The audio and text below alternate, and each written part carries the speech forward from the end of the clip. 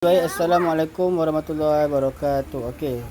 So saya nak tunjukkan macam mana cara kita nak log in guna saya punya account masuk ke Leonardo. Okey. So kita akan gunakan apps Leonardo. Okey, so nak masuk apps Leonardo ni kita kena ada satu step dulu sebelum kita nak masuk login. Senang je. Mula search dalam Google, masuk dalam Google, search Microsoft Outlook. Okey. Microsoft Outlook login nama dia. Okey. So Microsoft Outlook login bentuk dia macam mana? Bentuk dia macam ni. Dia ada gambar Microsoft ni. Okey, login sini.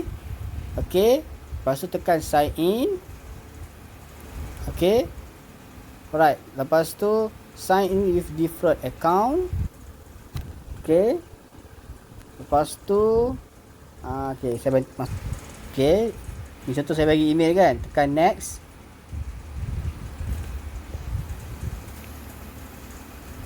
Sepatutnya dia akan keluar masukkan password. Macam saya dah masuk dah ni, so saya tak payah dah lah nak kena masuk password. Tapi dia akan keluar paparan macam ni. Okey, so next dia ialah kita pergi kepada Leonardo. So siapa yang belum install apps Leonardo boleh install, cari dalam Play Store, cari Leonardo AI. Okey, so kalau belum install dia akan keluar install. So saya dah install, saya tekan open je lah. Okey, next dia ialah pergi dekat butang ni. Pergi dekat button ni yang ada gambar Microsoft ni. Tekan kat sini. Okey. So bila dia akan keluar paparan macam ni, tekan accept.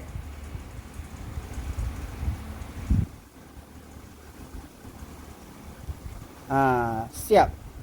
Terus boleh jalan. Okey.